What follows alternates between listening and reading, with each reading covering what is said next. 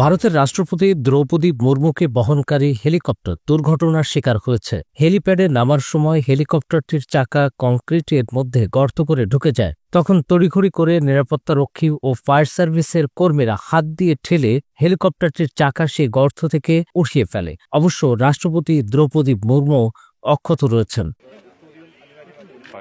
২১ October ৪ দিনের সফরে নয়াদিল্লি থেকে কেরালা পৌঁছান রাষ্ট্রপতি মুর্মু।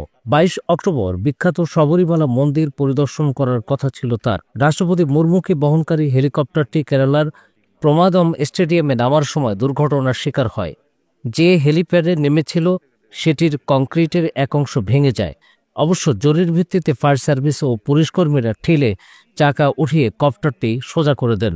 নায়াসিনামাইড ও স্যালিসাইলিক সমৃদ্ধ লিলি ফেস ওয়াশ, যা ফেসের ডেড স্কিন সেল দূর করে দেয় দ্বিগুণ ফাস্টার ব্রাইটেনিং। প্রতিকূল আবহাওয়ার কারণে নির্ধারিত হেলিপ্যাড বাদ দিয়ে রাতারাতি নতুন হেলিপ্যাড নির্মাণ করা হয় রাষ্ট্রপতির হেলিকপ্টার অবতরণের জন্য। হেলিপ্যাডের কংক্রিট ঠিকমতো না জমায় সেটির চাকা গর্ত করে সেখানে আটকে যায়। এই ঘটনায় কারো গাফিলতি রয়েছে কিনা তা খতিয়ে দেখতে তদন্ত কমিটি গঠন করেছে মোদীর সরকার।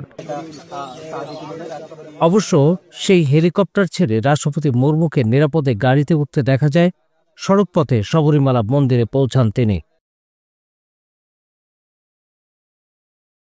নায়াসিনামাইড ও স্যালিসাইলিক সমৃদ্ধ লিলি ফেস ওয়াশ, যা ফেসের ডেড স্কিন সেল দূর করে দেয় দ্বিগুণ ফাস্টার ব্রাইটেনিং।